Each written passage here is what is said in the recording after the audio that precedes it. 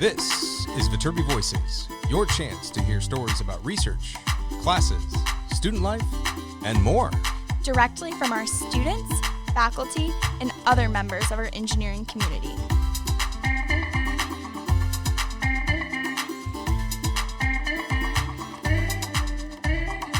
All right here at the USC Viterbi School of Engineering.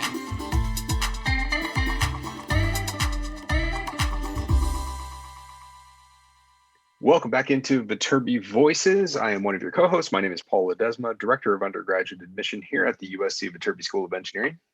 And my name is Audrey Roberts. I'm a senior studying mechanical engineering here at USC. And as usual, we are still all working from different locations, recording from home, and that's obviously because of this pandemic. And what a more topical episode topic than this one. This is brought to us by our new mystery guest host here. Introduce yourself. Yeah, I'm Dominie. I am a senior studying biomedical engineering from Kahului, Hawaii. I thought I had like a really smooth intro to that, and I just completely messed it up. So, but thanks for saving it, Dominie. Dominie, tell us about this episode that you're bringing to us today. So I had a conversation with two students. One is biomedical engineering major, Cami, and one is actually a major in the Ivy and Young Academy, Michael. So they're both taking this class called Innovation in Engineering and Design for Global Crises, which is a Viterbi engineering class. And the whole class is a year long. And basically, they're put into teams and they have to develop an idea and some sort of technology to address the pandemic. So this is the same class that was previously focused on hurricane relief and then Syrian refugee crises, and now focused on the pandemic. Is that correct? Correct. So I believe they're the fourth or fifth cohort of this class. Right. Just to give a little bit of background, this class, it has evolved year by year, and I hate to say this, but like as each year has shown some sort of horrible tragedy, this class pivots and focuses on that. So let's get out of the way and learn a little bit more about this course, all addressing solutions and innovation toward the pandemic.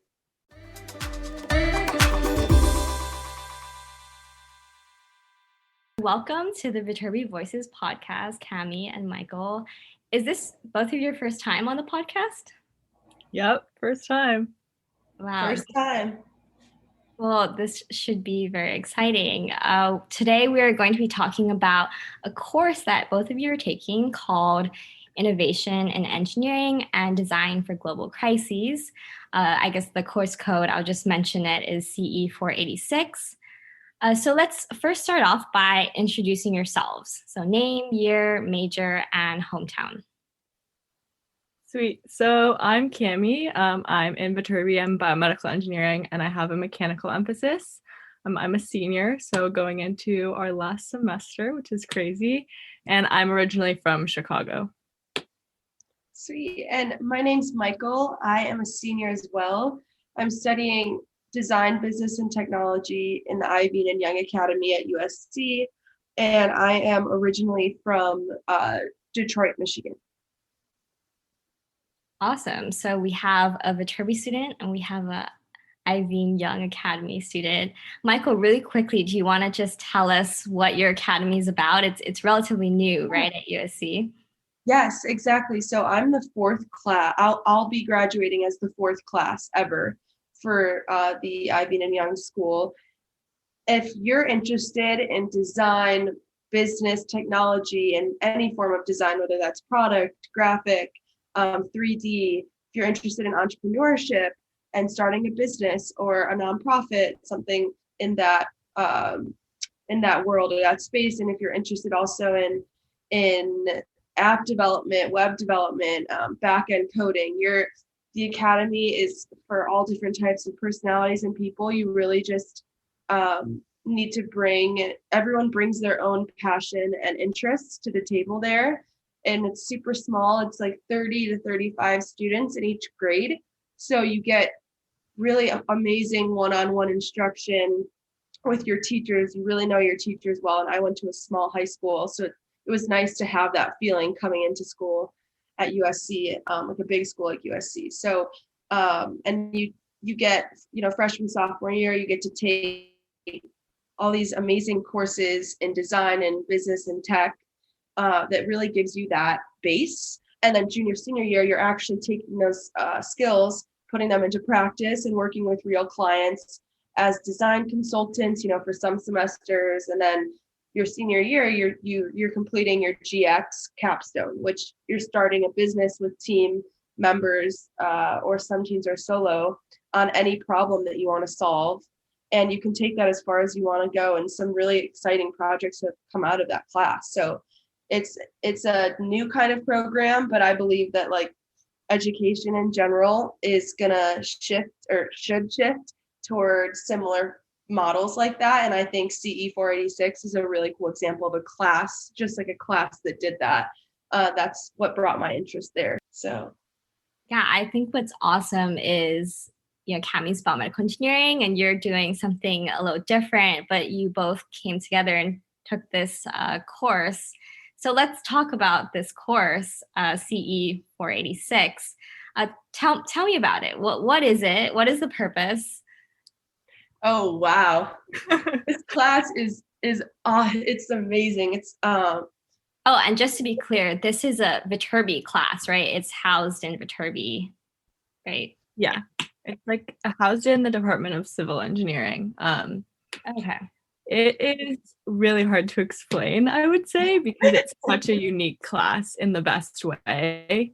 And when I say unique, like unique in like every aspect. And like that ranges from like the fact that like on Michael and I, we can talk about that later, but our team is like, there's 5 of us and all of us are studying completely different things.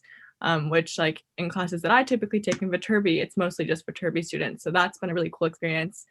We have 3 professors, which is also interesting because typically, obviously, you have 1 professor. So kind of having multiple professors to like mentor you and talk to is also really cool. The class itself is focused on you form teams, and the whole year, it's a 2-semester class. We develop some sort of product or service that addresses some issue that we've identified. And so you begin kind of just looking into different problem areas that you're interested in. And then from there, you really like do a lot of research and talk to a lot of people to figure out exactly what solutions could be proposed within those problem areas. And then you spend basically the whole year just developing that out. It's really complicated to explain because it's so unique and there's so much to say. But yeah, Michael, what do you want to add? So much to say. No, that was awesome. The one thing I would point out too is that in previous years, this class has been focused on the refugee crisis. So there's a theme. So this year, the theme is for COVID-19. So design and engineering for COVID-19 solutions. And so I think there's a lot of classes you can take at USC that are interesting, and you're sitting in lectures and then you take tests, and that's great, but there's nothing better if you're someone who likes to get like real world experience than taking a class like this, because you're actually put, like Cami said, into teams with people of all different skill sets, and it's really as far as your energy like takes you as a team, because you can do anything, you can really create anything that you set your mind to. And I think that's just such an amazing feeling that we should be so grateful to have that feeling at a college, because a lot of people don't even feel that way until they get to the working world. Yeah, that sounds great. Before I ask you both about what problem you have identified to address this pandemic, I want to break my first question down a bit. I know it was quite broad.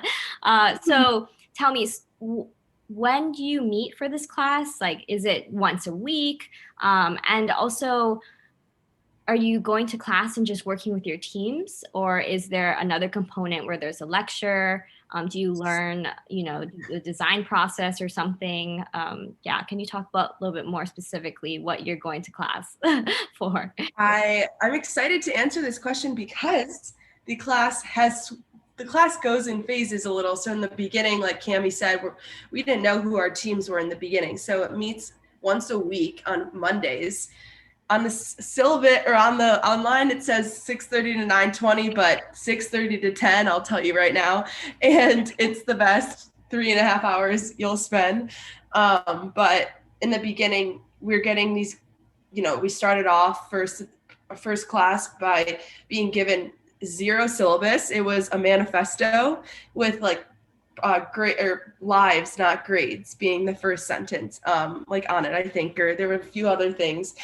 But this class is not even on my Blackboard page. Like, it's very different than other things, but it starts off with lectures on design and on problem solving, on research, on user research, on ideation, stuff like that. And, it's really, it's hard because it's been remote this year, but I can tell that it's been not only a challenge for us to get to know each other enough to start forming that team camaraderie, like being away from each other, being remote, because it seems like a lot of the time spent in class, people were getting to talk to each other, be next to each other, really ask each other questions like in person and have that energy. So honestly, a lot of this semester has been overcoming that hurdle of being remote and just getting to know each other a bit more and also learning. But yeah, Cami can explain like how it's shifted to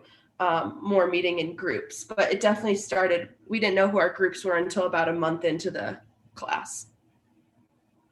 Mm-hmm. Yeah, and so that whole time where we hadn't actually formed teams, that was kind of where the bulk of the lectures happened. And now in the past few weeks, most of the meetings we've been utilizing breakout rooms on Zoom. And so we'll spend maybe an hour of class in the full class Zoom room, just kind of giving updates on other teams' progress and what they're working on. Which is really nice because you get a lot of feedback and it's always super helpful and really helps guide your progress. So we'll spend time kind of in the classroom just discussing each other's progress and projects. And then we split up into our teams rooms. And so that kind of functions both as like team meeting time. So for us to discuss things that we need to be talking about, but also the professors will kind of rotate through those breakout rooms. And again, like I said, we have 3 professors, so it's good because you get different perspectives from each of them, which is always really helpful. We have seen, like, even in one class period, our progress or our direction change because of different conversations with our professors. And then also, like, outside of Monday classes, we typically meet our team 2 to 3 times a week. We're always texting each other about different updates. We're really always in constant communication. Just because it is like, it becomes so important to you, and like it's something that you want to be consumed with, you want to spend so much time on. So you're definitely like working a lot outside of class and having those team meetings pretty frequently, as well as working in the class period. Who are the professors and what are their backgrounds? So there's 3 professors. I think David Gerber, I think, is the only one that teaches at USC outside of this class. He also teaches, I think, in the School of Architecture, if I'm not mistaken. And so he has a background in architecture, actually. And then Dan is another one of the professors. He is a documentary filmmaker. He does a lot of cool work in that space. And his big emphasis for us always is on storytelling and how to best tell stories through our product and about the people that we're trying to impact. And then Brad is the 3rd professor, and he actually works at BMW's design group. So he, I think, was an engineer. He actually went to USC. I think he was a Viterbi student back in the day. But it's cool because they all definitely have their different area of expertise and different skills that they lend to us. So like Brad is definitely kind of like systems thinking and more like engineering things. Dan does a lot of, again, like storytelling emphasis, and David just kind of supports us in a lot of different ways and is always there to push us and to encourage us and to get us to think about things in different ways. Now I want to hear about what you are working on. So what's the problem. I don't know how much you can share, but I would love to hear what you're doing now, and then sort of what's your goal? What's sort of this end product?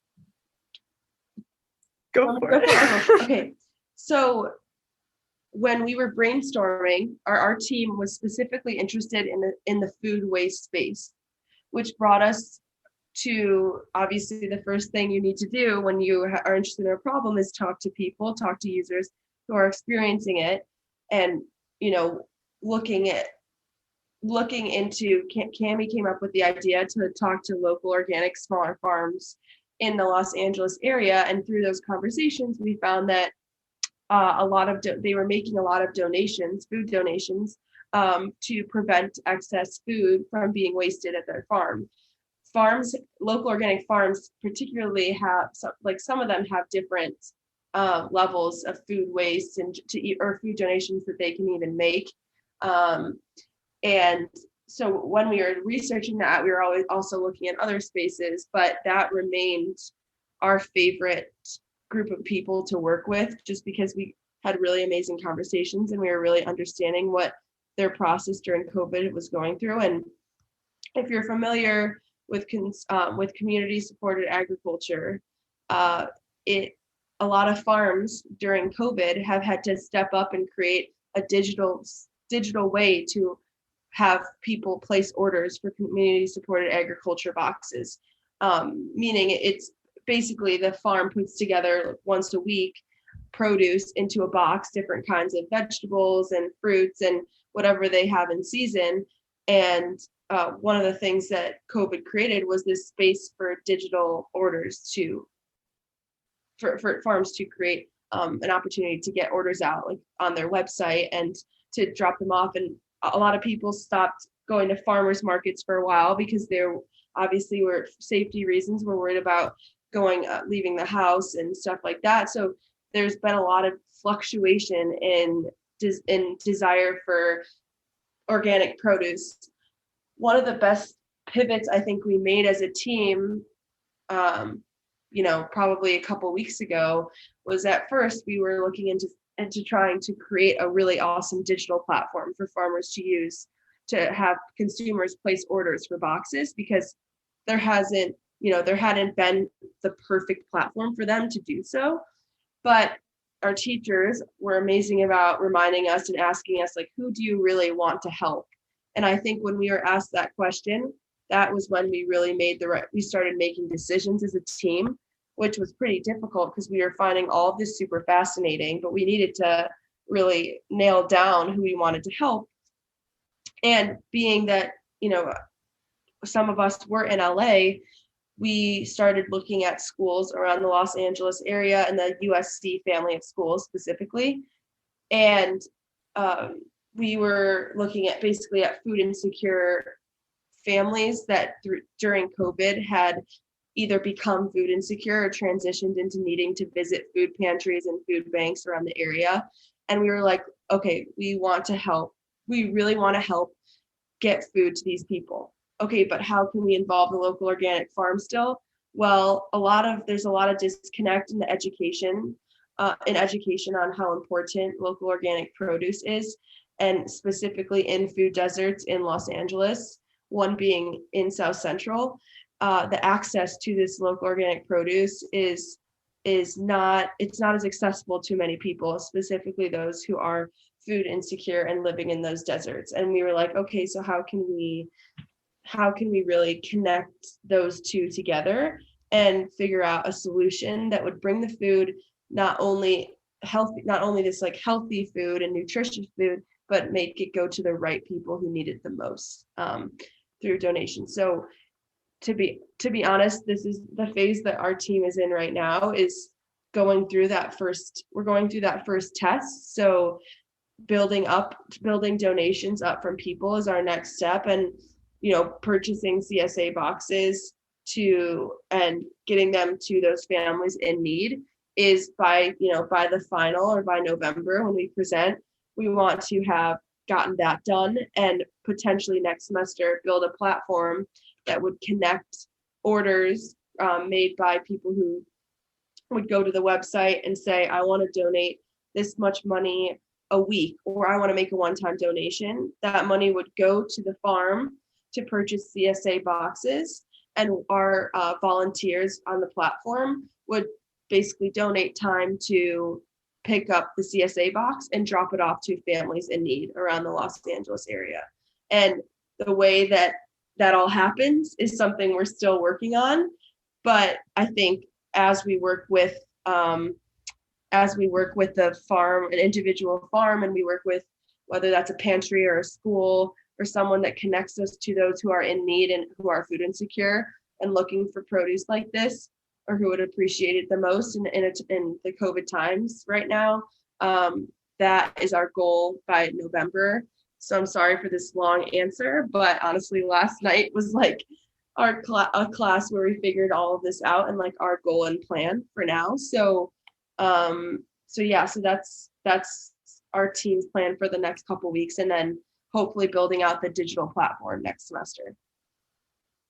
Yeah, I think it's also like really interesting and important to point out that like our pivot, like as Michael talked about, from kind of creating this platform that was geared towards making life easier for farmers essentially, to really focusing on helping people that are food insecure and getting food to those people is kind of like the essence of what the class is. And I think it took us a little while to get there, but the point of the class really is social entrepreneurship. And in the beginning, obviously helping farmers is great. We want to support sustainable agriculture. We think that that's really important, that we as a society begin to shift to supporting more sustainable agriculture practices.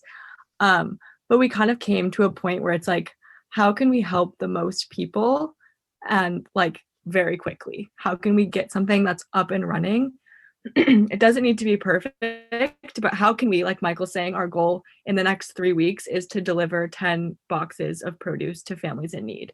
So how can we make something that has a really immediate impact and that really is helping people very quickly in a very real way? And so I think that's what's really amazing about the class in general, and why we're so excited about this project and why we're so passionate about it is because it makes helping people and really making an impact on people's lives so tangible. And like, we're going to see exactly like the effect that we can be having once we start delivering these boxes. And I think that's super special as an experience, and crazy and cool that we can do that as part of our college experience as well. That's awesome. And Cami, you mentioned this term called social entrepreneurship. Can you for our listeners who might not know anything about entrepreneurship, can you give us a little definition of what does it mean to be an social entrepreneur? Yeah, definitely. It's funny because I feel like even I'm still kind of figuring out what exactly that means. And this course has really like guided that process for me. But in general, obviously like entrepreneurs, or maybe not obviously, but entrepreneurs, it's all about starting businesses. And so the emphasis in social entrepreneurship is starting businesses that impact people's lives in a positive way, I would say. And so that can be in any realm. And so obviously we're focusing on food waste, but there's other people in our class, other teams that are focusing on homelessness. And then in the past, it's been focused on refugees. So social entrepreneurship, I guess, is just using a business to create positive social impact. Yeah, thank you. I myself am starting to learn more about entrepreneurship as I'll be entering some of the entrepreneurship competitions at USC, or the Viterbi, entrepreneurship competition. So this is a very exciting thing, and it's something that Viterbi seems like put a big emphasis on. I guess my next question is, do you see this project sort of continuing after the class, or is it sort of just like, for most people, they take the class, they do this thing, and then it's over? I think for context, it's important to like talk about the past cohorts. So we're the third cohort of this class, and the previous two, there have been teams that even a team from cohort 1, which is 2 years ago now, that is still fully working on their project. They're called Duet. If you guys want to look them up, it's a super cool organization helping refugees and now helping homeless populations in Los Angeles. I think in terms of our team, if everything goes to plan, I think it would be incredible to continue this after the class, and a lot of teams that are successful do continue it and are still working on their projects. And so I think ultimately the goal, if everyone on your team is down for it, is to create something that can be sustainable even beyond the class. My next question is, how do you think this class has changed your perspective on the pandemic, or just about, engineering and design and innovation? Yeah, I think that everyone has something going on right now. Everyone is impacted in a specific way from this. But I think with research and understanding someone's story and working on gaining that empathy, for example, with our project, speaking with one of the favorite parts about it was speaking with actual people, because that's where with users, because that's where you really understand what they're going through and what they need help with. And it's a class like this is gonna, if you take this class, it's gonna help you understand that problems are really just an opportunity for you to work to create something to solve them. And I think that's something that really, that's a practice that you can use in daily life all the time with your own struggles with this, and with your own struggles in life in general. If you can really understand a problem and understand how someone's feeling about something, the amazing things that can come out of that, especially when working with a team, are so special and amazing. And that's not something that's not a form of education even that's can be taught in a book. That's real life stuff. It's conversations, it's research, but it's mostly conversations and just getting enough of an understanding to want to do everything you can to help somebody. And I think that's one of the best feelings. It's one of the best feelings I've had at USC in a class before. And it's really actually helped me take a step back and question, like, we had to question, like, what problem do you want to solve? And for me, this class has been like a slap in the face in terms of, like, Michael, what do you actually want to do with your life? Like, what impact do you actually want to make? Instead of it being like, Michael, what's the position you want to be, or what's the company you want to work for? It doesn't have to be about that. It's really at the core of it. If you want to live a meaningful life, it's really about helping other people. And I think, that's helped me guide my thought process post-graduation, whether or not we work on this project, just in general, like what I want to do with my life. This court, without even expecting to start questioning that or wondering that and going down that path, it really has led me there, while also just having the best time ever and getting to know our team. I love our team so much. We have so much fun along the way, and I think that's what life is about, helping other people and having fun, So I think it has really changed my life, this class, for sure. Yeah, I echo everything that Michael said, and it's funny because you and I haven't talked about this much, but literally same 100% on it's totally changed my outlook of what I want to do, even just next year.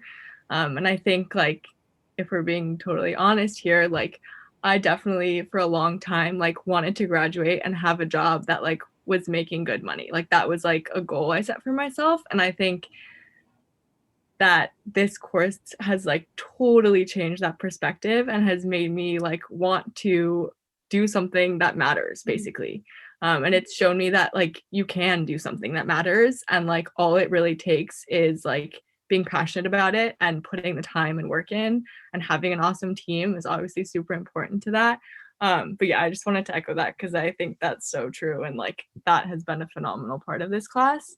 But also just related to COVID and the focus being on COVID, I think it presented a really unique opportunity for us because so many problems kind of came to the forefront because of the pandemic, and so many people's lives were affected in so many different ways.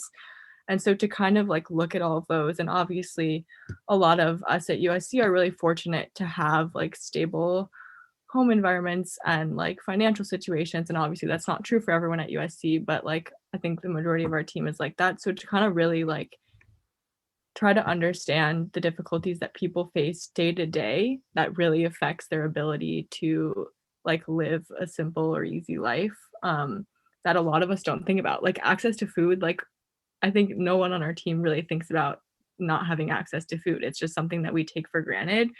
And so like using the pandemic as kind of a lens for looking at a lot of problems that people do face either during the pandemic or even before the pandemic, has been really fascinating and striking, and really makes you confront, like Michael said, like almost just the privilege that we have, a lot of us. So yeah, I could go on forever about that. But yeah, that was so nicely put by both of you. I mean, you're inspiring me to take action. I'm sure people listening to this will also be inspired. I mean, because we're not even we don't have a degree yet. And this is the kind of stuff that you're able to do to help this world. I think that's incredible. So just to finish this off here, I'm guessing you both would 10 out of 10 recommend this class to, to students who are younger. Can I do it 100 out of 10 or like a 90 out of 10 or something like that? Yeah. I would recommend this course, but to be honest, I would recommend this course if you have a million other things already going on and you take this course. You either are going to have to figure out a way to really balance it out, or you're going to have to figure out what's most important to you, which isn't necessarily a bad thing at all. But I would definitely say it does require a lot of time and energy in a different way than like studying for one test requires or something like that. But it's the best kind of energy you'll ever spend, and that should not turn you away whatsoever. I think once, I think the first class, if you come to the first class, you'll know right away if this is for you. And I would 110 recommend it out about, even if you don't feel like it might not be for you, like hearing it, just try and maybe reach out to me, reach out to Cami, talk to us. We like, students are so open to talking about potential. I talked to somebody before I took the class. Basically, like I asked someone some questions who had already taken it. And I think that really helped a lot. So reach out to people, ask about the class, and then I think you'll really understand if it's for you, for sure.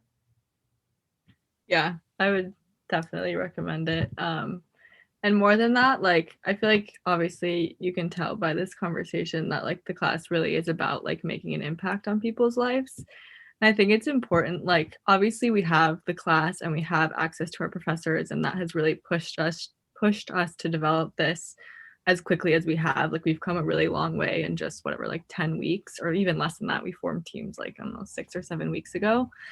But I think it's kind of just proves that like, I think people have ideas about how they want to affect other people's lives and make people's lives better, or just even like do projects for themselves all the time.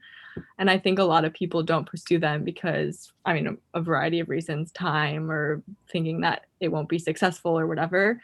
And I think like the best lesson I've learned from this class is to just like try something, like just do something and see how it works. And you're going to learn something from it regardless of what happens and what the outcome is. So like beyond taking the class, which I highly recommend, I would also say just like when you have ideas, try to pursue them and just see what happens. Yes, as Dan D says, just get one thing, just help at least a couple people with an idea you have. If you can test it out and just help a couple people, then you can grow from there. Don't think too crazy big about solving every single tiny problem. Zoom in on the people that need the help the most and help a couple people and see how it goes. I think that's like such an important, like Cami said, to just go for it. Such an important like thought to have in life, because I think we can all be hesitant about a lot of things that we don't need to be. So just go for it. Just do it. Just do it. Nike. Okay. Sponsored by. Well, on that wonderful few quotes there, I just want to thank you both for taking the time to tell us about this incredible class. I learned a lot, actually. I really didn't know much about this class, and which is why I asked you both to come in today. But I'm sure listeners will be very interested to hear what USC students are doing to help our country, our world, during this time, but also into the future beyond COVID-19. So thank you again.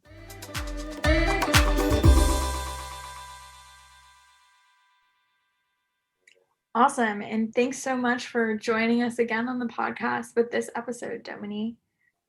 Dominie, what do you think was your biggest takeaway from this? What was something that you're like, wow, I can't believe that's happening? Well, I learned about social entrepreneurship, which, I don't know much about social or entrepreneurship in general. So it was really neat to see that, when you think about entrepreneurship, a lot of times you're thinking about people are starting companies to make money. But social entrepreneurs are starting companies to really have a very positive impact on people, and a lot of times people in need. So, Cami and Michael are trying to help people who are food insecure. I think that's so amazing to sort of meld their engineering and their innovation with something that could really make an impact on people, especially during this time.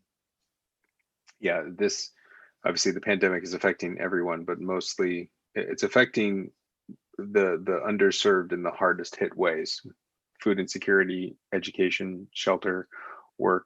And so I'm glad to hear that. I mean, not only is our research been pivoted a lot at the engineering school toward the pandemic, but also our coursework, such as this social entrepreneurship. It's a perfect combination. So I'm really glad, because obviously, nothing seems to be changing with this pandemic going on, this however many waves you want to count it on that we're in right now. So thank you for taking this opportunity to highlight some of the work that your peers are doing in the undergraduate coursework. It is incredibly innovative and it is incredibly well needed. For all of you that are in high school and looking to apply as first year students, we're about halfway through November right now, which means you've got only about 2 weeks left to apply. And so if you have not completed that application, we recommend you get that in by December 1st. And that's in order to be considered for merit-based scholarships. Now naturally, I should correct a little bit. There is a January 15th deadline. That is the final deadline. It's the last opportunity to apply. But I really want to stress that if you can get your application in by December 1st, you're going to want to do that, because that will allow us to consider you for those merit-based scholarships, all the way up to full tuition. And that's something that everybody wants to do. Throw your hat in the ring. Don't count yourself out on it. If you don't apply, there's no way that we can consider you. So make sure you do that. Go to common.app.org, fill out the Common App, add USC as one of your schools, and make sure that you are listing one of the Viterbi school majors as your first choice major on the application, and make sure that you get that all submitted by December 1st. That is important. If you want more information, go to viterbiadmission.usc.edu/apply, and that will give you some more specifics on what we're looking for and how to do that. And also, we have our info sessions that are still going on. If you want to go through this and have an info session with one of our admission counselors to learn more about the application process and ask some more questions, you can sign up for that at viterbi.live/events, viterbi.live/events. So with that, let's get out of the way. And I'm glad you all are staying safe, staying healthy, and we will see you all very soon.